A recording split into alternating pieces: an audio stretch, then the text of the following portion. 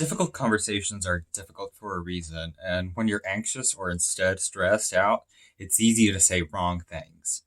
And it doesn't matter how prepared you are to live your life, your best laid plans will go to waste if you offend or anger the other person that you're communicating with.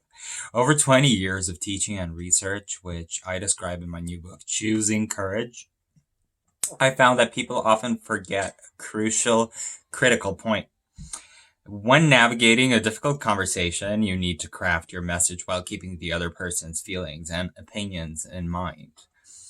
Below are some of the most common mistakes I've observed, words and phrases that can slip into our vocabulary, and explanations for why they often cause trouble.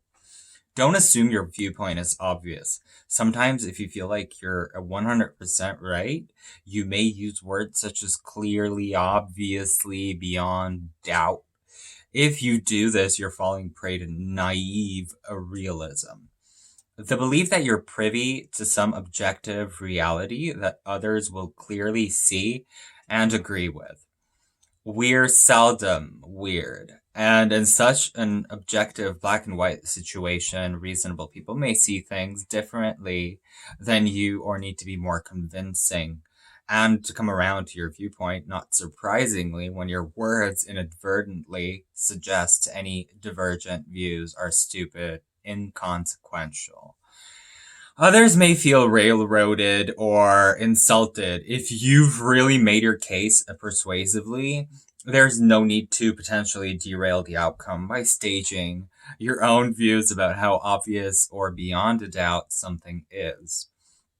Don't exaggerate. When you're speaking with someone who has upset you on multiple occasions, you may find yourself inadvertently resorting to using phrases such as "you're always," or "you always," or "you never."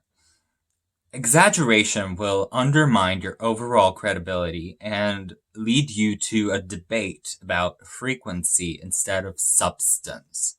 That's not true. The person is likely to retort because proceeding to tell you about specific date or occasions that ruin counter arguments to your claims. If your intent is to get someone to start or stop doing something, keep the focus on that. Don't tell others what they should do. Telling someone what they should do contains an implicit value judgment, and "you should do X" implies that X is the way things ought to be. Ought to be.